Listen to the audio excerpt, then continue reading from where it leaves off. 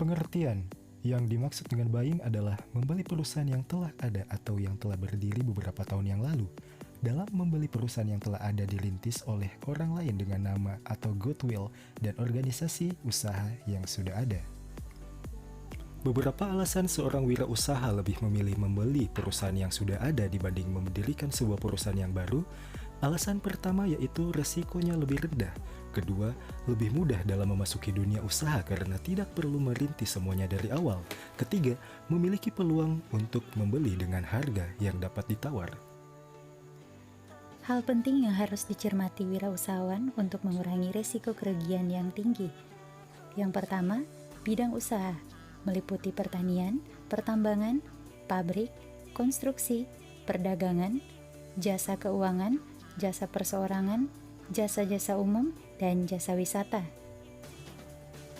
Yang kedua, bentuk usaha dan kepemilikan, yang terdiri dari perusahaan milik sendiri, perusahaan persekutuan, dan perusahaan berbadan hukum atau corporation. Yang ketiga, tempat usaha yang dipilih, lokasi usaha yang ditetapkan pemerintah, lokasi usaha yang mengikuti sejarah, lokasi usaha yang mengikuti kondisi alam, lokasi usaha yang mengikuti faktor-faktor ekonomi. Yang keempat, jaminan usaha. Jaminan usaha ini bisa berupa asuransi maupun jaminan dari pemerintah, seperti insentif usaha. Adanya jaminan usaha ini dapat memberikan kepastian bagi seorang wirausahawan untuk memulai kegiatan bisnisnya, terutama dalam mengantisipasi perubahan secara mendadak dari lingkungan usaha. Yang kelima, lingkungan usaha. Terdiri dari dua macam lingkungan, yaitu lingkungan mikro berkaitan langsung dengan operasional perusahaan seperti pemasok, karyawan, pemegang saham, majikan, manajer, direksi, distributor, pelanggan atau konsumen, dan lainnya. Dan lingkungan makro yang adalah lingkungan luar perusahaan seperti lingkungan ekonomi, teknologi, sosial politik, demografis, dan gaya hidup. Dan terakhir adalah yang keenam, organisasi usaha yang akan digunakan.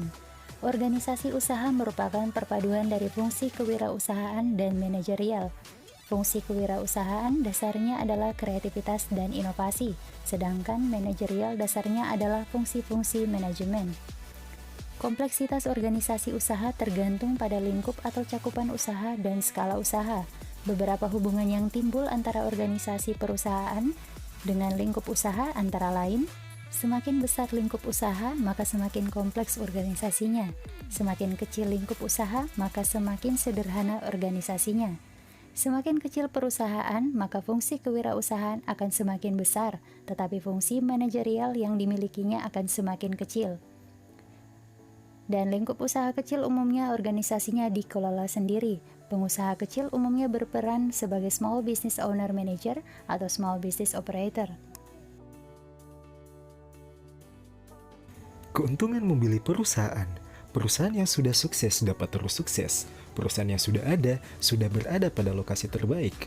Karyawan dan pemasok sudah ada. Peralatan telah terpasang dan kapasitas produktif telah diketahui.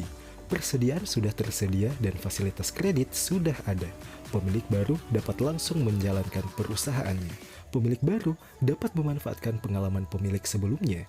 Pembiayaan yang lebih mudah, harga murah. Kerugian membeli perusahaan.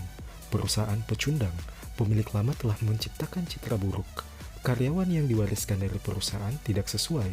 Lokasi perusahaan sudah tidak sesuai lagi. Peralatan dan fasilitas sudah usang dan tidak efisien. Perubahan dan inovasi sulit diterapkan.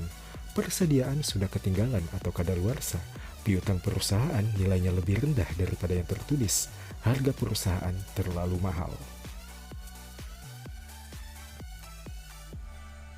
Pendekatan yang dilakukan untuk mengukur nilai perusahaan.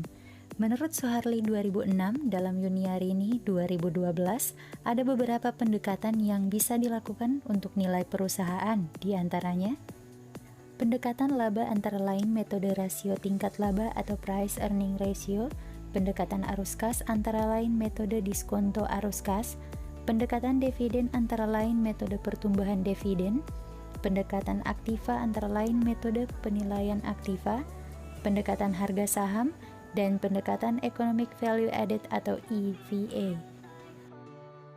Contoh yang paling sederhana ketika saya membeli sebuah perusahaan milik seorang pengusaha yang tidak lagi melanjutkan usahanya. Tentu yang saya dapatkan adalah tempat usaha beserta fasilitas dan karyawan yang memadai. Tapi di samping itu ada juga hutang piutang dan citra buruk yang ditinggalkan oleh perusahaan tersebut. Namun seiring berjalannya waktu, dengan kemampuan, keterampilan, dan pengalaman yang saya miliki, saya dapat menjalankan usaha tersebut dan membuatnya menjadi lebih sukses. Sehingga mengantarkan saya untuk menjadi seorang entrepreneur yang berhasil. Semoga contoh yang tadi bisa membantu teman-teman untuk memahami apa itu arti buying. Terima kasih telah menonton, like, dan tinggalkan komen.